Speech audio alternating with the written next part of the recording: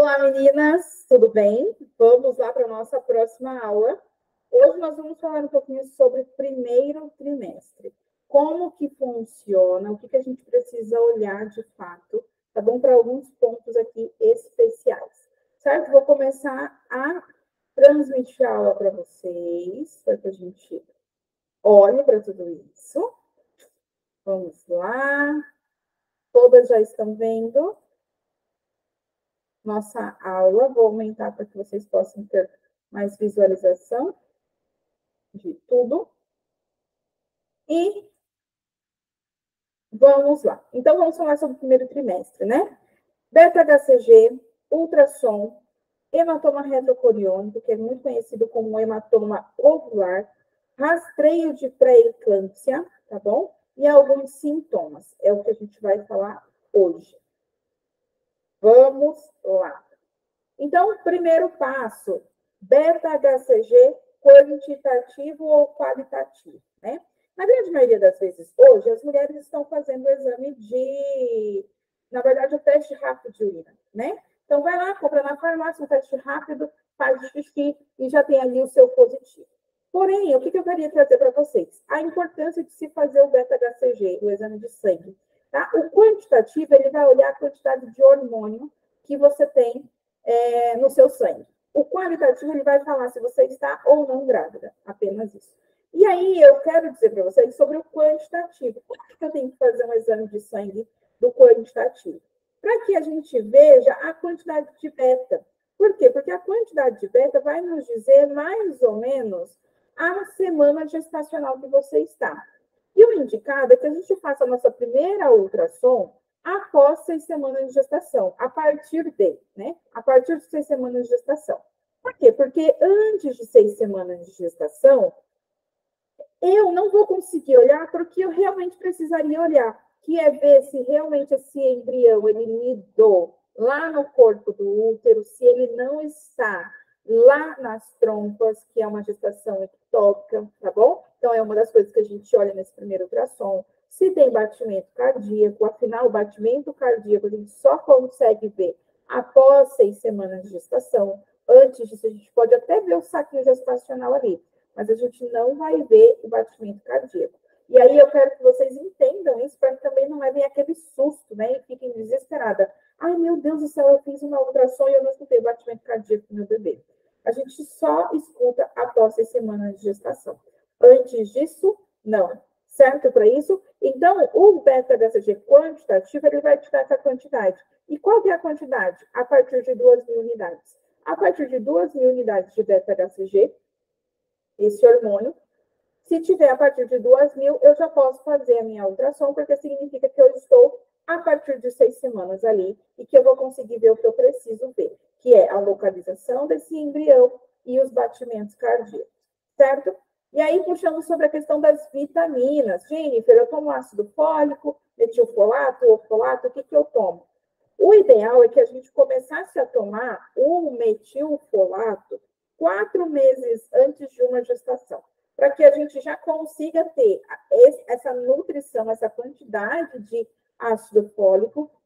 O metilfolato é o ácido fólico em moléculas menores, de forma que o nosso organismo vai conseguir absorver de uma forma positiva, tá? Então, eu já tenho essa quantidade boa no meu organismo para que eu gere. E o ácido fólico, ele vai fazer a formação do tubo neural desse bebê. Então, por isso que ele é muito importante. E por que eu tomo metilfolato e não deveria tomar o ácido fólico? Porque o ácido fólico, ele é o nutriente na sua forma grande, espessa, mais bruta, e que tem uma dificuldade de ser processada pelo nosso organismo, de ser absorvido pelo nosso organismo. Então, o ideal para que a gente tenha uma absorção melhor desse nutriente é que a gente tome o metilfolato, certo? E questões de outras vitaminas. Aí é necessário se fazer exames para saber como que está o seu aporte nutricional, como que está as suas vitaminas, para que a gente indique uma vitamina que seja mais adequada para você, certo? De acordo com o que você precisa. Vamos passar o próximo slide. Sobre ultrassom. Então, dentro do primeiro trimestre, como a gente está falando aqui do primeiro trimestre, nós vamos fazer uma gestação transvaginal do primeiro trimestre, que é aquela bem no início da gestação, a partir de 6 semanas, para que a gente consiga ver o saco gestacional, qual a localização. Essa imagem aqui, ela mostra para vocês um embriãozinho na tuba, tá? Isso aqui é uma gestação ectópica, que é uma gestação que tem potencial de risco para a mulher, por isso que a gente precisa, de fato, olhar para isso, tá? Porque a partir de 6 semanas eu tenho que fazer já uma ultrassom para saber se está na tuba ou se está no útero. Se estiver na tuba, eu preciso já intervir, fazer alguma coisa para que essa tuba não se rompa e a mulher tenha hemorragia, certo? Então, a gente precisa cuidar. Qual que é a intervenção, Jennifer? Finalizar a gestação. A gente precisa fazer uma cirurgia para retirar esse bebê, tá bom? O bebê que está aqui, ele não vai conseguir progredir, gente. Aqui não tem estrutura para isso. E o risco não vai acontecer o rompimento dessa tuba e a mulher vai ter hemorragia. Então, a gente precisa prevenir isso. Então, dentro desse ultrassom, a gente vai olhar a localização e os batimentos cardíacos. Lembrando que, a partir de 6 semanas, é quando eu consigo ver batimento cardíaco, certo? Morfológico do primeiro trimestre, que é feita ali entre a 11ª e a 14ª semana de gestação. Eu gosto muito que as mulheres façam entre a 11ª e, no máximo, até a 13ª, tá bom? Por quê? Porque a gente não olha nesse ultrassom somente para o bebê.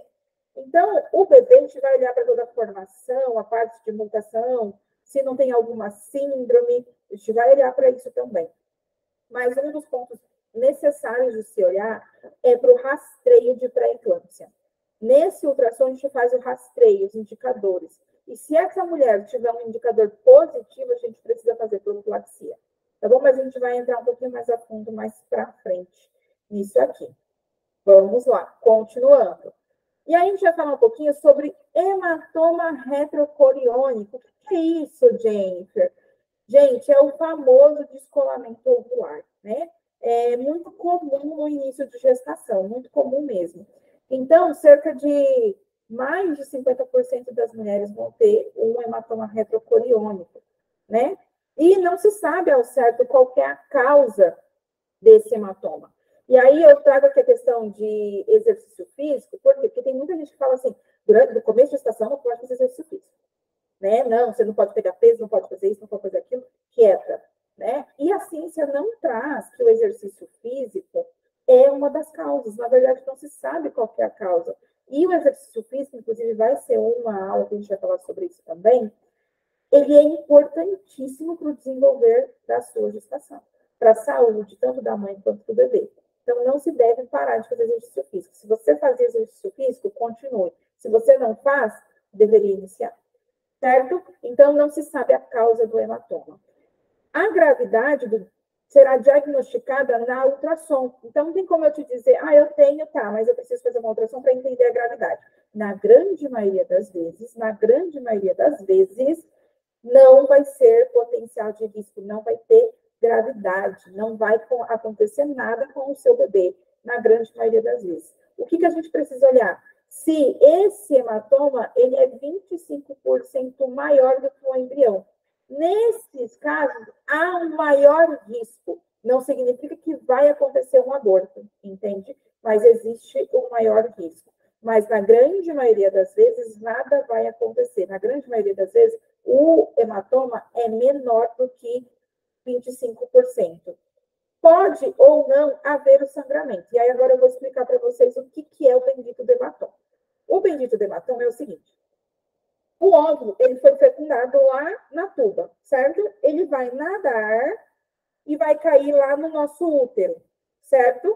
Para isso, quando ele cai no útero, ele começa a fazer uma coisa chamada nidação, que é como se ele fosse cavar um buraquinho para se fixar. Nesse de cavar um buraquinho para se fixar, às vezes a gente tem um rompimento de algumas artérias, de algumas veias ali. E aí isso causa um pequeno sangramentozinho, esse sangramento causa um hematoma. Esse hematoma, ele faz um descolamentozinho ali, ó, um descolamentozinho da possível placenta. Na verdade, a placenta ali ainda está começando a se formar. Mas ele faz ali, ó, um descolamentozinho daquele saquinho gestacional. E aí, esse descolamentozinho, esse hematoma, ou ele vai ser reabsorvido pelo organismo, tá? E vai se fixar, a futura placenta vai se fixar, ou ele vai descer, ele vai sair dali e descer via vaginal como sangramento.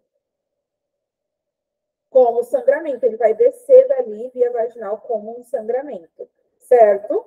E aí é onde a gente tem o sangramento. Claro que todo e qualquer sangramento que você tiver, você precisa procurar um atendimento médico, seja com o seu médico particular, ou seja na maternidade ou hospital da sua cidade. Então, você precisa procurar. Mas o que eu estou explicando no curso do hematoma retrocoriônico, é isso que pode acontecer. Ou vai ser absorvido, ou vai descer via vaginal, o sangramento, certo? E aí o bebezinho vai continuar ali, pregadinho e crescendo e se desenvolvendo. Na grande maioria das vezes é isso que vai acontecer. 97% desaparece com o crescimento da placenta. Então, conforme essa gestação vai acontecendo, o bebê vai crescendo, vai sendo nutrido, esse hematoma ele vai sendo absorvido ou ele saiu via vaginal, né? O sangramento aconteceu e isso não vai interferir mais em nada. A gestação vai seguir o seu curso. Se o hematoma aparecer a partir de 7 semanas de gestação, você tem 96% de chance dessa gestação continuar e continuar muito bem, obrigada.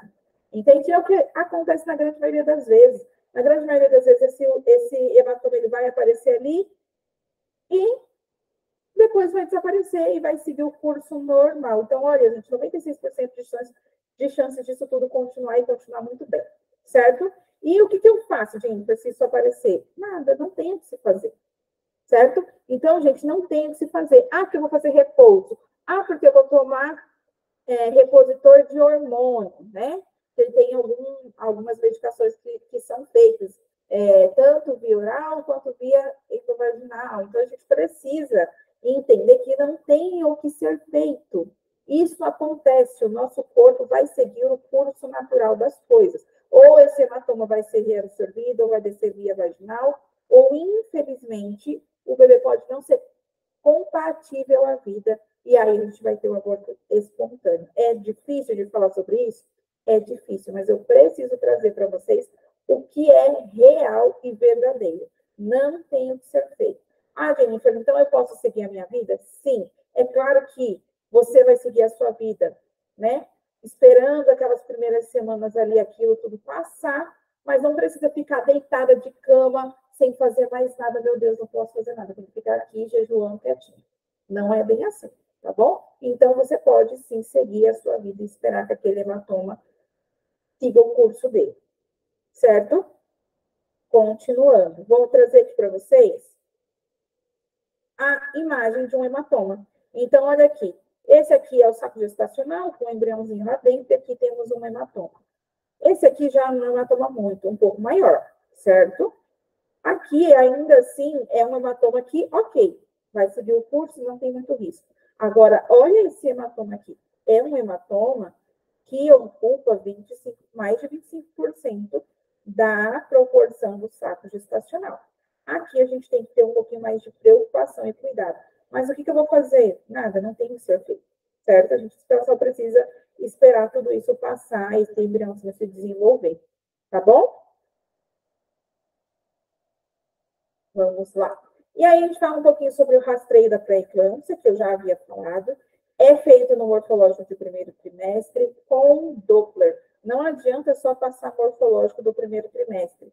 Tem que ter ali o Doppler, tá bom? O Doppler, já grava isso aí, ele é o exame responsável por ver as veias e as artérias, como que elas estão funcionando. Inclusive, é para isso aqui que a gente olha para saber se a sua placenta está funcionando bem, se ela está nutrindo bem esse bebê, como que ela está. Não é, por exemplo, para grau placentário. Ah, porque a minha placenta está grau 2, grau 3, grau 4. Pouco me interessa, certo? O que interessa é Doppler. Eu preciso olhar para o Doppler. Eu quero saber como é que está o Doppler.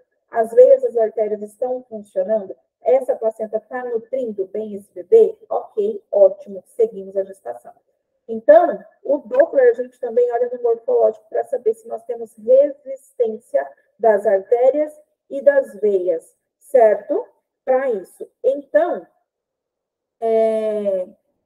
olha aqui um exame que eu trouxe aqui para vocês, essa imagem, né? Artérias uterinas direita, artéria uterina direita, ausência de incisura, né? A artéria uterina esquerda, ausência de incisura.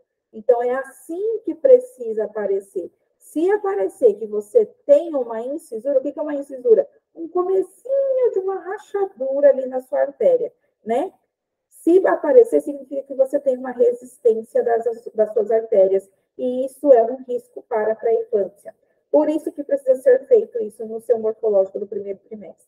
Porque se isso aparecer, você vai entrar com profilaxia. Se o risco está aumentado se você tem uma resistência aumentada das suas artérias, você vai entrar com profilaxia de AS, certo? 100 miligramas de AS, profilaxia de AS, para diminuir os riscos de você ter uma pré-eclâmpsia, ou se você tiver, diminuir os riscos de como vai ser essa pré-eclâmpsia, dos riscos dessa pré-eclâmpsia, certo? Então, gravem isso. Morfológico de primeiro trimestre, eu vou olhar para o bebê, mas eu também vou olhar para a mãe, olhando para rastreio de pré-eclâmpsia. E aí, quais são os sintomas, né? Vamos falar aqui dos sintomas. Sintomas do primeiro trimestre: enjoo, azia, aumento de frequência urinária, sono, dores no seio, sensibilidade hormonal. E aí eu quero trazer para vocês dois hormônios bem importantes da gestação, a progesterona, é ela que vai manter toda a sua gestação, tá? É ela que vai manter todos os, principalmente o útero, né?